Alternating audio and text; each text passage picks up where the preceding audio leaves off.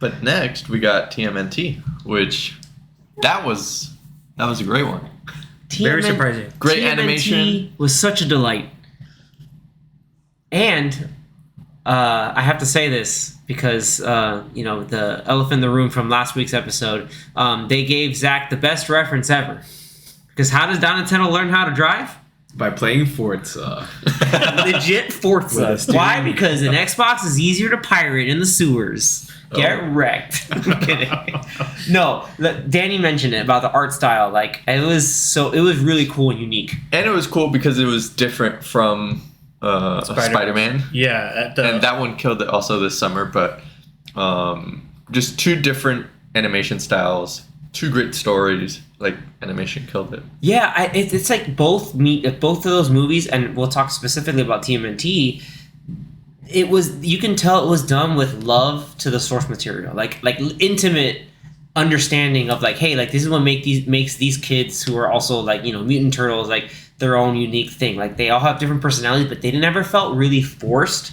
Like they all felt natural. Like Raph being the always always willing to fight rambunctious one, like. But they made it in a way that was a little more like youthful. Because he wasn't just like angry the whole time. Yeah, like he was just like, yeah, I'm gonna beat people up because it looks like it's fun or I'm good at it. Like, and then Donatello, like when they're in the high school and they have like someone's locker is like sprayed Attack on Titan, he's like, I don't even know who this person is. And they get me. Like I was like, hey, that's so cool. Mikey's like out here like legitimately trying out jokes and like trying to be funny. Like it's not just like, oh, I'm funny because I'm funny. It's like, hey, like I saw funny stuff. I want to emulate that. And then Leo being the like, the sort of like, hey, I'm gonna be the main leader because Dad Splinter told me to do so. Like you can tell like he's still like working through some of that, like the responsibility, but also like, hey, I want to be a kid too.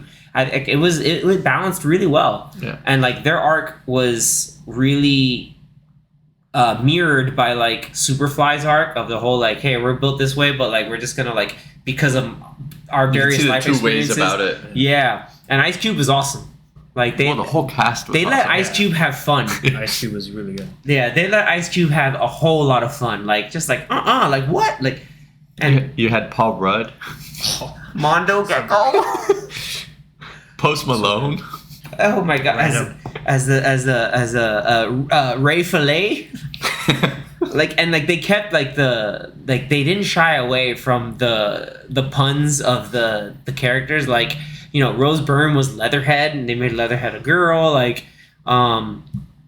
it was who else? Like the whole it was like it honestly delivered on the whole mutant mayhem aspect of it.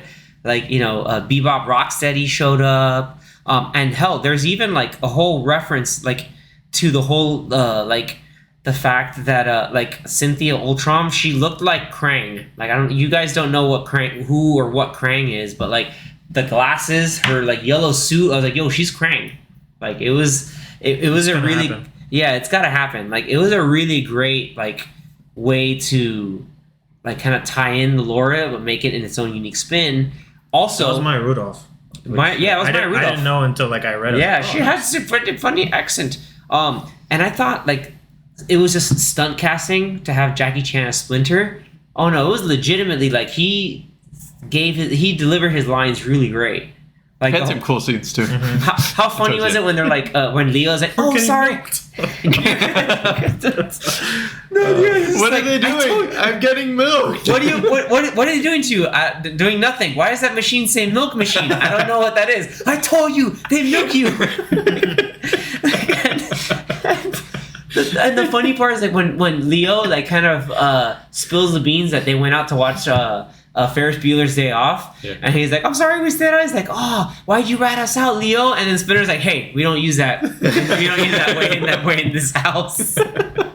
Or like his origin story, he's like, I had a friend named like Kevin, and he got stepped on. He's like, and then I ate him. I was like, holy crap. Like he still remembers like his pre-mutant life as a rat.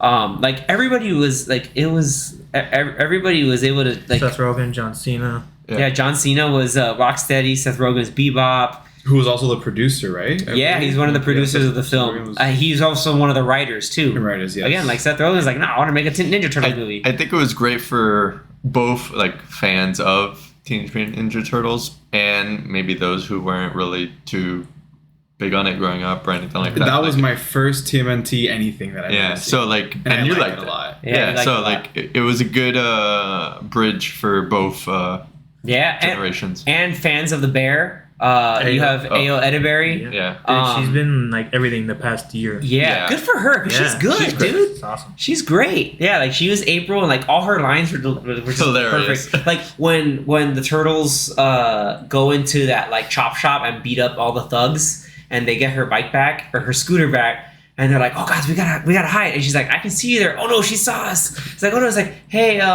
you guys talking about it? It's kind of sus. Like, oh no, she said we're sus. I'm like, that's so bad. Like, I can hear you whispering. It's like, oh no, this is so bad. Like they were. It was like the comedy in this one worked. The delivery and the delivery is hella natural, right? Like it was great, and at the same time, like the awkwardness very of it too. like modern way of how teenagers would probably talk nowadays.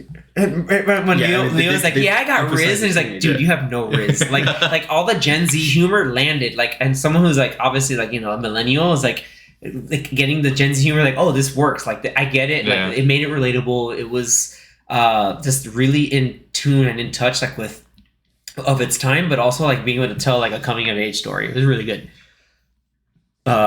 I was pleasantly surprised, and I think whoever's at Paramount was really surprised too, because they already ordered like another movie and like a whole series on Paramount. So like if you want more of it, like check it out. It's originally like a Nickelodeon property, so you might be able to see the old stuff.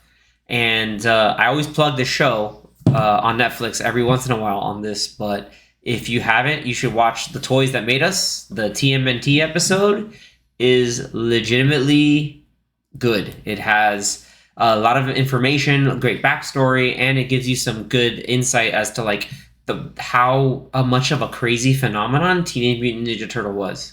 They don't even talk about even the video games. Like Anthony and I like grew up playing the video games, and those games were hella good. Like if you talk about Turtles in Time, really hard.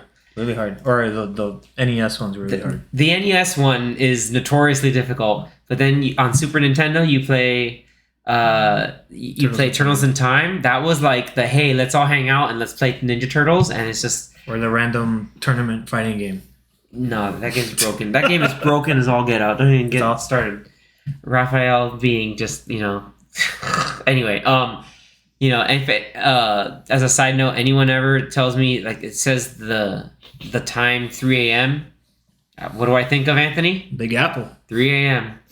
Like that's the first level of Teenage Mutant Ninja Turtles: Turtles in Time, which has Baxter Stockman, which is referenced in this movie, which they made instead of being Baxter Stockman as a fly person, they made Superfly as like a mutant fly. Which was Gus. That was Gus Fring. Breaking Bad.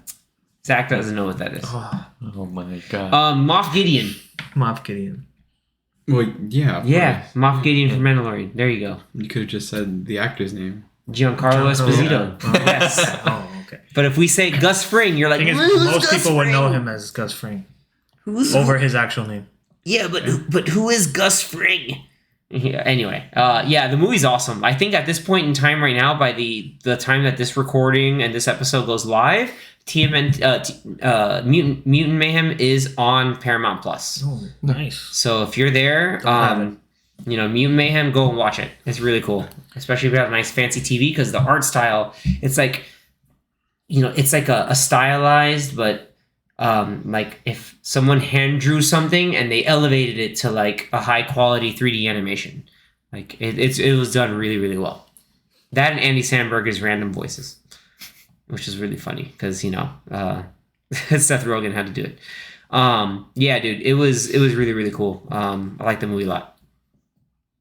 Same here. Yeah, it's a shame that both of these movies, and I guess pretty much all the movies that we're gonna talk about today, that they were just jam-packed in between or right after some other really big movies that came out, so maybe not many people watched them, or they just didn't make that much money, and so they may not get sequels. I mean, I know I'm pretty sure TMNT is getting a sequel. Oh, it's getting but a lot. It's got a TV but- show and a sequel. Transformers is like a maybe. I don't think they've officially said they're gonna make another one, but yeah, it's we shall see. It is a we shall see for sure. Yeah, that's but we know we're one of these, you know, the big like promoters of it, like, hey, like if you like this kind of stuff, like just like fun action, but like kind of semi nostalgia, but like done well with reverence, yeah, give those two a watch for sure. Mhm. It's really good.